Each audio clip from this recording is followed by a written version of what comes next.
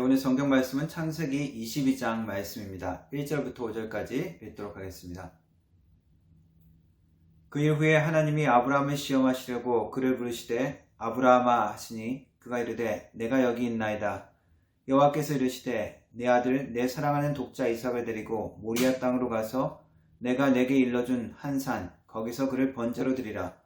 아브라함이 아침에 일찍이 일어나 나귀의 안장을 지우고 두 종과 그의 아들 이삭을 데리고 번제에 쓸 나무를 쪼개어 가지고 떠나 하나님이 자기에게 일러주신 곳으로 가더니 제3일에 아브라함이 눈을 들어 그곳을 멀리 바라본지라.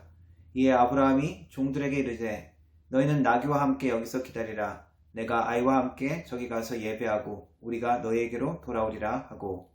아멘. 영어로 읽겠습니다. Sometime later, God tested Abraham. He said to him, Abraham, here I am, he replied. Then God said, take your son, your only son, whom you love, Isaac, and go to the region of Moriah. Sacrifice him there as a burnt offering on a mountain I will show you. Early the next morning, Abraham got up and loaded his donkey. He took with him two of his servants and his son Isaac. When he had cut enough wood for the burnt offering, he set out for the place God had told him about. On the third day, Abraham looked up and saw the place in the distance. He said to his servants, stay here with the donkey while I and the boy go over there. We will worship and then we will come back to you. 아멘. 2021년 1월 3일 새해 첫 주 예배입니다. 거의 1년 가까이 코로나로 인해서 예배가 제대로 드려지지 못하는 것에 대해서 많은 교회들이 우려를 하고 있습니다. 예배는 우리 크리스찬 성도들의 기본적인 신앙 행위고 우리 신앙 정체성을 알려주는 아주 중요한 필수적인 것이기 때문에 모두 다 그것에 대해서 생각을 하고 있습니다. 교회들이 온라인으로 예배를 드리면서 이것이 바른 예배냐 아니냐에 대한 질문들을 여전히 우리는 하고 있습니다. 왜냐하면 형식이나 분위기를 통해서 우리는 마음가짐이 갖추어지기도 하고 때로는 그 형식과 분위기 때문에 마음가짐을 놓치기도 하기 때문입니다. 정장을 입으면 우리 행동이 좀 조심스러워지고 마음가짐도 좀 달라지게 되죠. 마찬가지로 우리 한국 남자들은 예비군복을 입으면 마음이 좀 흐트러지고 왠지 규칙이나 규정을 잘 안 지켜도 되고 욕을 해도 될 것 같은 그러한 느낌을 받기도 합니다. 그래서 예배를 바르게 드리기 위해서 모든 형식과 방법을 취하는 것, 그것은 하나님을 바르게 만나려고 노력하는 우리의 마음가짐의 반영일 수 있습니다. 그리고 바르게 만나는 그런 만남은 결국 그 관계를 돈독하게 해주고 서로를 더 잘 이해할 수 있게 되고 그리고 좋은 관계로 더 발전하게 되죠. 그래서 바른 예배의 회복은 곧 하나님과의 관계 회복이고 그것은 곧 축복의 시작이라고 할 수 있습니다. 오늘날 우리 교회에 코로나 이전에도 교회 예배의 문제점이라고 지적된 것은 예배에 드리는 우리의 마음 자세입니다. 예배를 그냥 드리는 것과 보는 것의 차이죠. 예배 가운데 우리가 드리는 것은 무엇이 있습니까? 헌금만 있다고 우리가 생각하기 쉽습니다. 그러나 예배의 모든 것이 다 하나님께 드리는 마음 자세로 우리는 나가야 합니다. 우리가 운동 경기도 마찬가지죠. 그것을 참여하는 것과 내가 그냥 관람하는 것은 큰 차이가 있습니다. 우리 한국교회 성가대 찬양이 있습니다. 성가대 찬양과 대표기도 우리가 그저 보는 대로 그친다면 우리는 예배 진정으로 참여한 것이 아닙니다. 한국 우리 개신교는 특별히 말씀 중심의 예배를 강조하고 있습니다. 그러다 보니까 찬양이나 모든 기도들도 말씀을 위한 준비로만 그칠 때가 있습니다. 그리고 그 예배를 그렇게 받는 데만 집중하다 보면은 내가 하나님 앞에 드리는 그것을 놓칠 때가 있습니다. 얼마나 설교 말씀 가운데 내가 많이 받았느냐, 많이 감동을 받았느냐에 집중할 수 있기 때문입니다. 우리가 만인 제사장설이라고 그랬죠. 모든 사람이 예배를 준비하고 예배를 드리는 당사자가 되어야 하기 때문입니다. 앉아서 구경하는 사람만 있고 정작 하나님 앞에 예배 드리는 제사장만 없으면 그것은 참된 예배가 될 수 없습니다. 오늘 아브라함의 이 이삭을 드리는 그러한 이야기를 통해서 하나님 앞에 드려지는 우리의 예배의 삶이, 예배의 관점이 새로워지는 그러한 은혜가 되기를 바랍니다. 아브라함이 이삭을 드린 이 모든 행위는 세상적인 기대를 포기하는 행위였습니다. 세상적인 것을 포기하는 대신에 더 크고 좋은 것을 받을 수 있는 것이죠. 문제도 없고 도전도 없고 갈등도 없는 그저 평화로운 것은 크리스찬의 진정한 삶이 아닙니다. 내가 예배드리는 자로 축복받는 자로 서기를 원한다면 하나님으로부터 오는 시험과 테스트도 우리가 기대해야 합니다. 항상 우리가 그런 시련을 당하고 어려움을 당할 때는 비합리적인 것 같고 왜 이런 것이 나에게 있는지 당연하지 않게 생각되기도 합니다. 그러나 하나님은 우리의 믿음의 상급을 주시기를 원하고 우리가 그런 축복받을 많은 사람이 되기를 원하십니다. 그리고 우리가 준비되었을 때 그것을 감당할 수 있을 때 하나님은 하나님의 축복으로 우리를 만나주십니다. 아브라함은 75세쯤에 하나님께서 부르셨습니다. 믿음의 학교를 들어간 것이죠. 새로운 도전과 새로운 여러 가지 하나님에 대해서 배워갔지만 여전히 100세가 넘은 그리고 이삭을 얻은 후에 하나님은 아브라함을 시험하십니다. 테스트하십니다. 여태까지 이론 공부를 했다면 이제 본격적인 실기를 하는 겁니다. 아브라함에게 사랑하는 그 아들 이삭 독자를 바치라고 이야기합니다. 아브라함은 주저하지 아니하고 아들을 하나님께 드리는 이 이야기가 오늘의 이야기죠. 세상적인 방법을 포기하는 것 쉽지가 않습니다. 아브라함은 처음에 엘리에셀이라는 종이 있었습니다. 아이를 낳지 못해서 그 엘리에셀을 자기 후계자로 생각했습니다. 그러나 하나님은 그 세상적인 방법을 버리라고 이야기하십니다. 믿음으로 나가기를 원하시는 거죠. 그리고 아브라함은 약속의 자녀를 기다리지 못하고 하갈을 취하여 이스마엘을 낳습니다.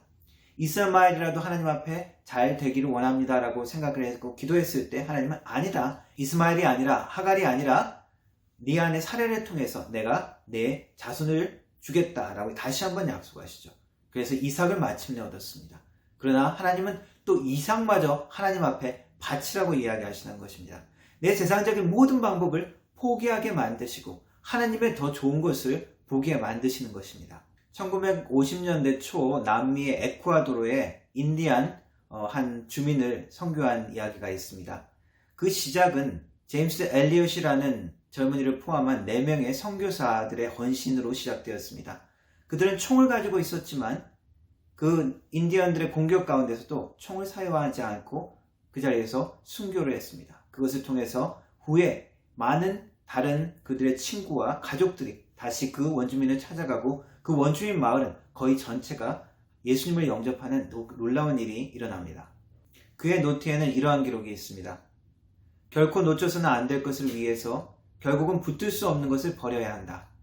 그는 하나님 앞에서 그가 내려놓아야 될 것을 선택한 덕분에 하나님의 놀라운 영광스러운 일들이 나타나고 그 축복들이 이 땅 가운데 전해졌습니다. 나의 기대가 아니라 하나님의 약속에 초점을 맞추는 것 쉽지 않습니다. 요셉은 형제들의 모함을 받고 미움을 받고 노예로 이집트에 팔려갑니다. 감옥 속에서 요셉은 어떤 기대를 했을까요? 빨리 감옥을 나가는 게 그의 목적이었겠죠. 그러나 하나님의 때에 그는 이집트의 왕을 만나고 그 때에 맞춰서 하나님의 놀라운 보호하심과 축복을 경험하게 되어집니다. 모세와 이스라엘은 광야의 그 어려움 가운데서 무엇을 기대했겠습니까? 많은 백성들은 다시 이집트로 돌아가자라고 했습니다. 그러나 하나님의 기대는 무엇입니까? 그 고난의 과정을 통과하면서 하나님을 배우고 하나님의 나라로서 하나님의 백성으로 훈련되는 것이었습니다.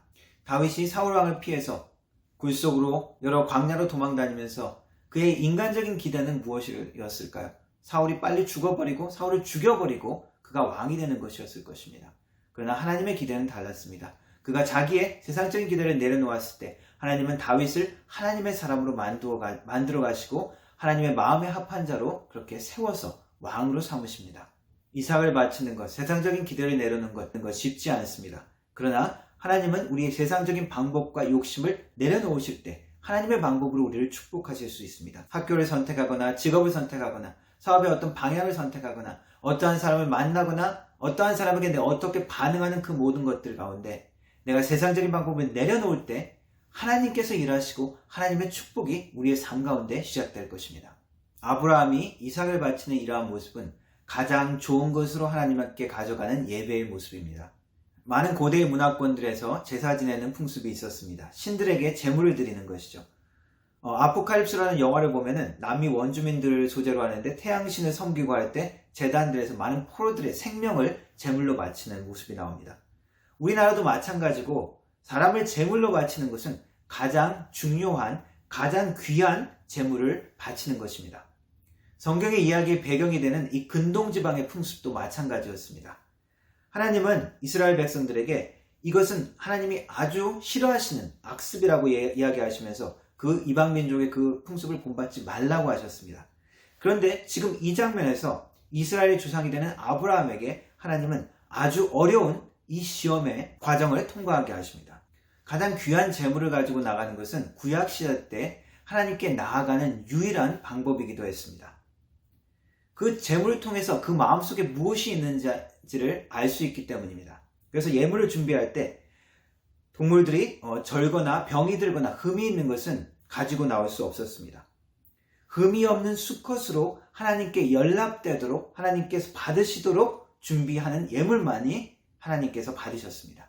하나님께 우리가 나아갈 때도 마찬가지입니다. 하나님은 나의 가장 귀한 시간, 나의 가장 귀한 헌금, 나의 가장 귀한 재능, 나의 헌신과 노력과 수고와 사랑, 그것을 기뻐 받으십니다. 옛 우리 신앙의 선배들은 주일날 가장 좋은 옷을 입고 나왔고, 그리고 헌금 드리는 돈도 은행에 가서 아주 빳빳한 새돈으로 그렇게 준비를 했습니다. 모든 정성을 다해서 예배를 준비하고 예배에 나왔습니다. 세상이 많이 변하고 지금 상황이 많이 변했습니다. 그러나 하나님 앞에 가장 귀한 것을 드리는 우리의 진심과 마음은 변해서는 아니 될 것입니다. 때로는 사람들이 보기에 별것 아닌 것 같은 것을 예수님은 칭찬하실 때가 있습니다.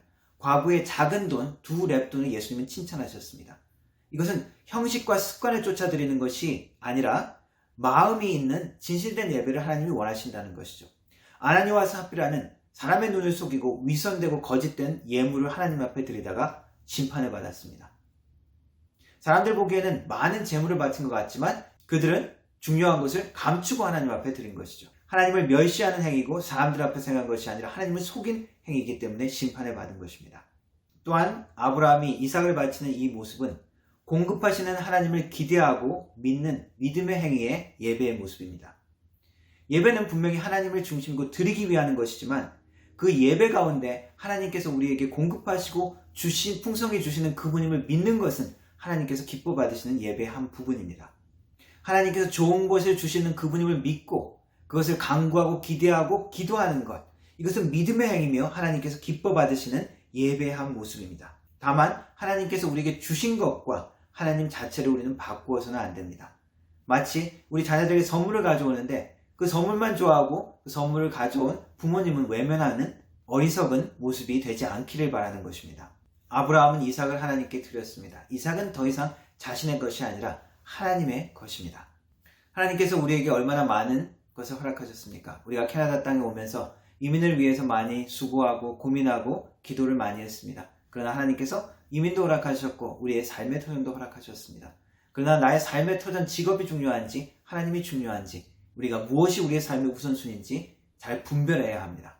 하나님께서 우리의 자녀들 지켜주시고 그리고 학교와 모든 생활들을 하나님께서 지켜주셨습니다.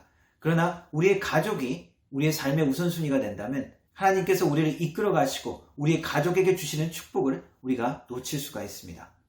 하나님께서 우리의 삶의 공급자 되어주시고 우리의 삶의 우선순위가 하나님께로만 둔다면 하나님은 우리가 하나님을 믿고 그리고 하나님께 기대하고 우리의 공급해 주시는 것을 간구하는 것을 기뻐하십니다. 새해를 시작하면서 많은 사람들이 코로나 때문에 그리고 여러 가지 세상의 환경과 환란 때문에 두려워하기도 합니다. 그러나 우리 크리스찬들의 삶은 저주를 받아도 하나님께서 축복하시는 삶인 것을 믿고 나오기를 원하십니다. 환경과 상황을 넘어서 여전히 하나님의 축복이 있는 한 해가 되기를 원합니다. 그 모든 것이 온전히 드려지는 예배의 삶을 통해서 우리의 삶 가운데 이루어지는 한 해가 되기를 주님의 이름으로 축원합니다. 기도하겠습니다. 하나님 아버지 감사합니다. 예배를 통하여 우리를 만나주시기 원하시니 감사합니다. 예배 가운데 우리의 삶에 죄된 것과 잘못된 것들을 내려놓고 하나님의 귀한 것을 만나는 우리의 삶이 되게 하옵소서. 믿음으로 주님 앞에 드려지는 우리의 삶의 예배가 되게 하여 주옵소서. 그것을 통해서 하나님의 축복이 우리의 삶과 가정 가운데 넉넉히 나타나고 누려지는 한 해가 되게 하여 주옵소서. 예수님의 이름으로 기도드렸습니다. 아멘.